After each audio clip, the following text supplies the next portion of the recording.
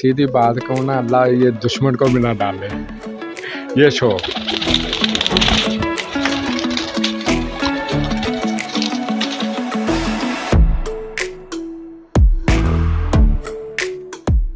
पुराने ज़माने में तरबियत याफ्ता कबूतरों को पैगाम रसानी और जासूसी के लिए इस्तेमाल किया जाता था।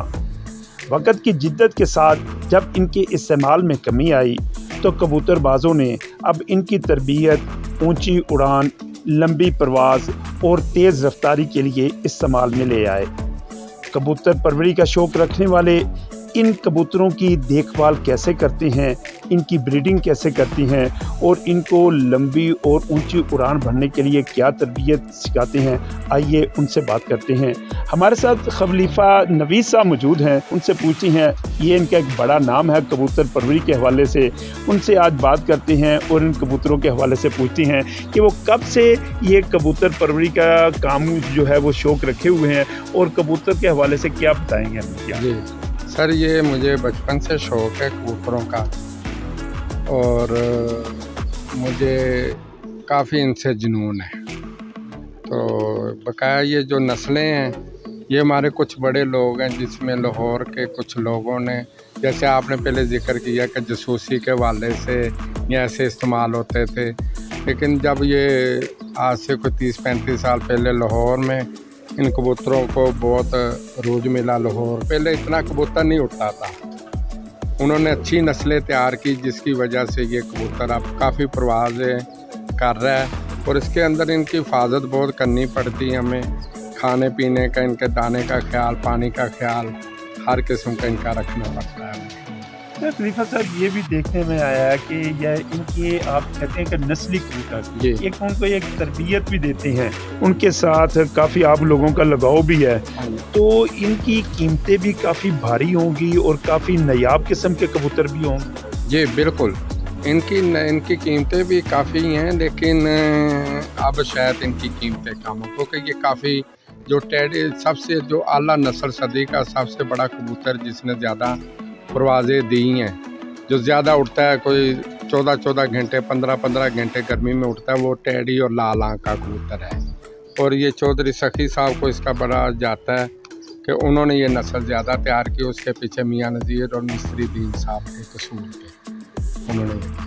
अच्छा, पाकिस्तान में जब आप हमें देखते हैं कि इनके भी काफ़ी मेले वगैरह भी लगते हैं, टूर्नामेंट भी होते हैं, जिनका कबूतर जो है वो लंबी उड़ान या अपना काफ़ी प्रवास में आता है या काफ़ी देर तक उड़ता रहता है, तो उनको काफ़ी इनामात से भी नवाजा जाता है, उनको अपना ये ट्रॉफियाँ वगैरह भी दी जाती हैं। तो इसके साथ साथ एक चीज़ है कि जैसे हमारे एक हर काम के अंदर कुछ अपना को पैसे वगैरह का जो है वो काफ़ी इस्तेमाल किया जाता है, तो क्या समझते हैं कि इसमें भी कोई पैसे का इस्तेमाल किया जाता है? नहीं, इसमें जो पैसे का ना वो तो नहीं है, लेकिन हमारे टूर्नामेंट बहुत होते हैं, हमारे जो है ना टूर्नामेंट बहुत होते हैं।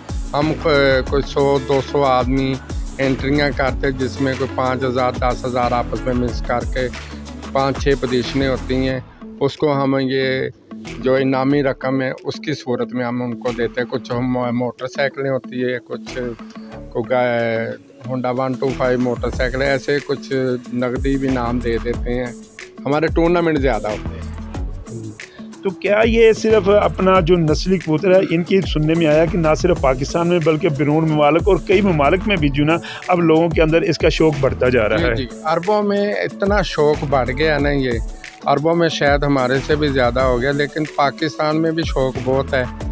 और अरबों में जहाँ भी आप कहें कि शायद पाकिस्तानी है ना, चाहे वो साइबेरिया में भी हो, ये इतना पाकिस्तानियों को इनका जुनून है कबूतरों का कि ये इन्होंने हर जगह ले गए हैं।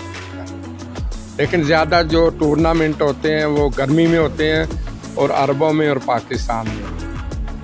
क्या समझते हैं कि पाकिस्तान के अंदर जो एक नस्ली कबूतर है उसकी तैयारी के लिए किन आदमी किस हद तक जुनून में मुब्तला होता है, उस पर कितना खर्चा आ जाता है? उसका खर्चा तो इतना नहीं है जितना आदमी का टाइम ज़ाया होता है।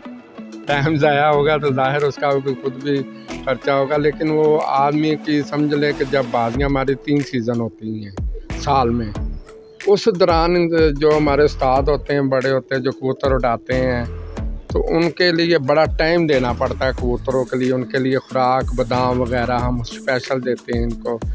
तो कुछ विटामिन जो सप्लीमेंट वगैरह कह सकते हैं वो भी हम इनको देते हैं ऐसे।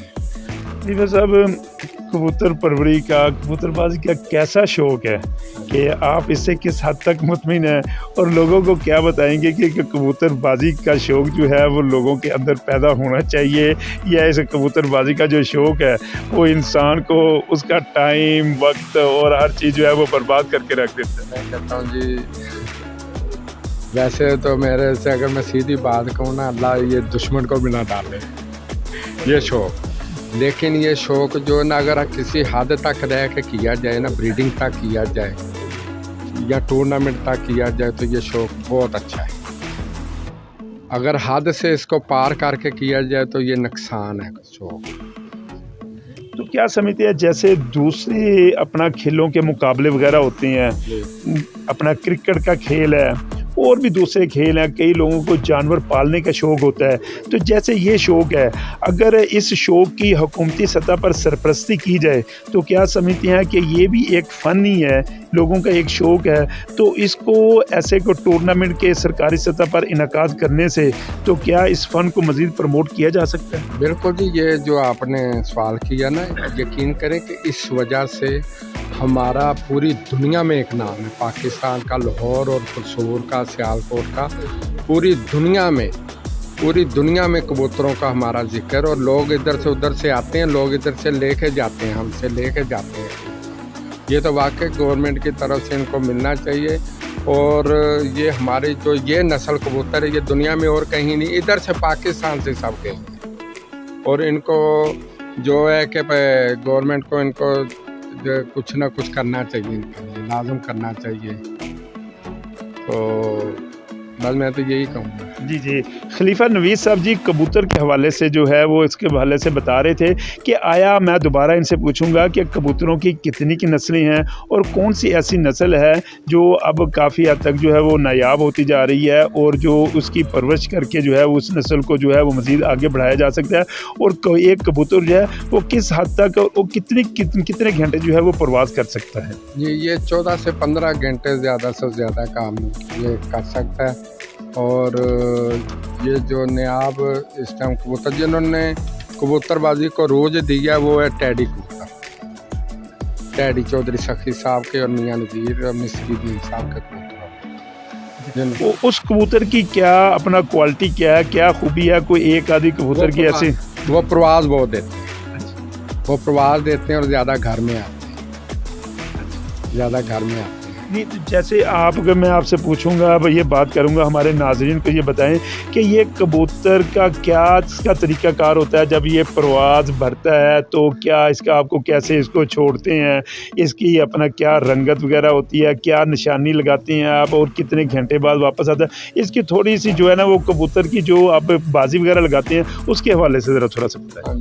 जब हमारी बाजी या हमारे टूर्नामेंट उठते हैं ना, तो जिस आदमी के साथ हमारा उठता है वो आदमी हमारी तरफ एक भेज देता है, एक हम उसकी तरफ सुबह भेज देते हैं। ये सुबह 5 बजे 6 बजे उठते हैं कबूतर, और रंग लगाया होता है हमने अपने हर कबूतर को। फिर हम उसको निशानी के तौर पर स्टैंप लगाते हैं, सुबह स्टैंप लगा के छोड़ते हैं। फिर वो जो जिसका आखिर में बैठता है वो जीत जाता है, जिसका आखिर में वो चाहे 7 का टाइम हो, 8 का टाइम हो, रात का, शाम का, और जो जिसका आखिर में बैठेगा वो जीत जाएगा। नहीं, अपना खलीफा साहब मुझे ज़रा थोड़ी सी हमारे नाज़रीन के इस वाले बताते जाएं कि क्या कबूतर की ऐसी आप तरबियत करती हैं कि उसको जहाँ से उड़ाते हैं कि वो जहाँ से उड़ाती है उसने वहाँ पे आकर बैठने हैं, ये कैसी तरबियत कैसी है, ये कैसे है? ये देखें, ये हमारा सारा साल इस पे लग जाता है तरबियत देने का इनके लिए, कि ये पहले हम इनको ट्रेनिंग देते हैं, फिर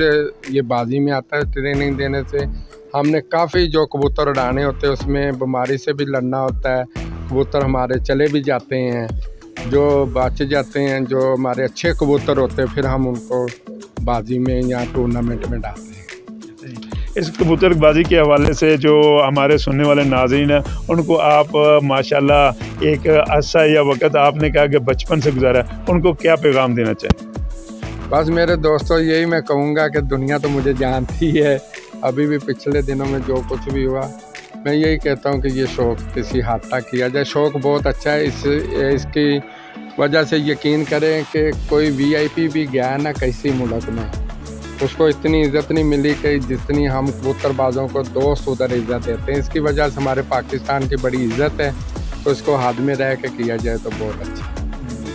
खलीफा नवीद साहब जो कबूतरबाजी का कि एक बचपन से शौक़ रखते हैं और लाहौर में इनका एक बड़ा एक नाम है, हमारे साथ बात कर रहे थे। उनका यही कहना था, पहले तो उन्होंने यही कहा कि अल्लाह ताला ये शौक़ किसी दुश्मन को भी ना दे, लेकिन उनके साथ साथ उनका ये भी कहना था कि एक शौक़ को किसी हद तक रहते हुए अगर किया जाए तो उस शौक़ को जो है वो अपनाना अच्छे तरीके से अपना अंजाम तक पहुँचाया जा सकता है। और उनका ये भी कहना था कि अगर हुकूमती सतह पर इस जैसे दूसरे खेलों को फ़रोग़ दिया जाता है, अगर इस फ़न को भी अगर फ़रोग़ दिया जाए तो जो लोग ज़माने के अंदर बेराह रवी का शिकार हैं या दूसरे मामलात में हैं, तो इस शौक़ में आकर जो है वो अपने काफ़ी चीज़ों से अपना इसको बेहतरी की तरफ ला सकते हैं। तो खलीफा नवीद साहब का जो यही कहना था कि एक हद तक रहते हुए इस शौक़ को जो है वो करना चाहिए। शौक़ किसी चीज़ का भी हद से अगर बढ़ कर जाए तो वो जो है वो उसका जो अंजाम होता है वो ज़रा फिर बर्बादी की तरफ या तबाही की तरफ जाता है। तो आज हम अपने नाज़रीन को इस कबूतर परवरी के हवाले से और कबूतरबाजी के हवाले से जो भी मामलात थे, जो तरीक़ाकार थे, खलीफा नवीद साहब ने बताए। अगले नए प्रोग्राम के साथ दोबारा हाज़िर होंगे, तब तक के लिए इजाज़त दीजिए। अल्लाह हाफ़िज़।